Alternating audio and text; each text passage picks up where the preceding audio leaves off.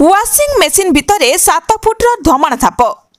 अनुगुल जिला बरपाल थाना निकट मुस्लिम बस्ती रे एक कपड़ा धुआ वाशिंग मेसिन भितरु 7 फुट्र धमणा साप उद्धार करा जायछि।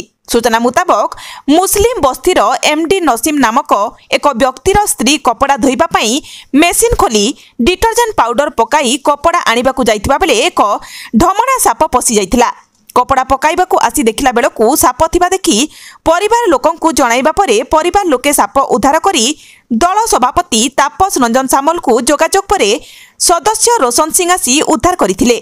सेहीपरि गोतमरा ग्राम सुकांत राउतंक घरु 5 फुट्र नागसाप उद्धार करी गंठी गाड़िया जंगल रे छाड़िछंती।